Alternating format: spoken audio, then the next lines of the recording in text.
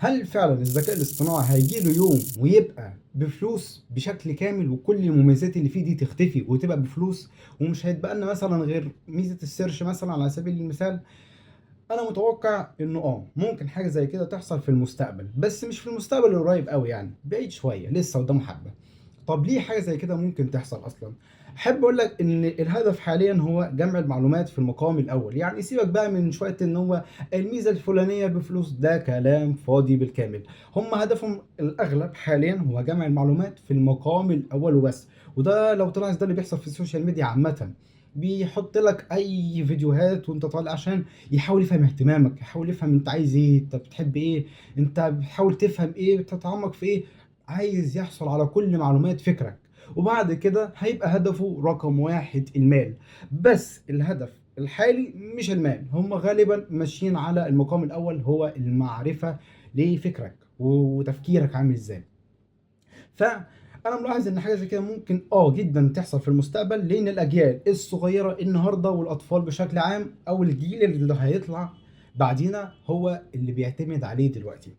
فانا بلاحظ ان في ناس كتير قوي اطفالها بتكتب الواجبات عن طريق الذكاء الاصطناعي، حل لي المساله ديت واعمل كذا واعمل كذا.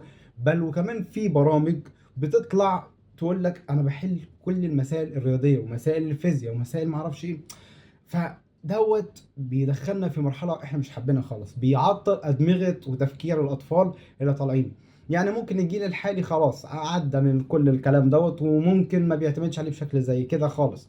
ممكن يعتمد عليه بشكل في المونتاج، في الحاجات البسيطه ديت اللي سهل يسيطر على نفسه فيها ويلحق نفسه. لكن الجيل الجديد بيتعلم فيه في المراحل الأساسية التعليمية بتاعته، فمعنى كده انه بيبني دماغه وبيبني فكره على الذكاء الاصطناعي اصلا. فانا اتوقع ان الاجيال الجايه هي اللي مستهدفه في الموضوع ده، عايز الميزه اللي انت كنت بتستخدمها بشكل مجاني وتعودت عليها وحبيتها وكانت بتسهل عليك حياتك قوي، محتاج تدفع شويه.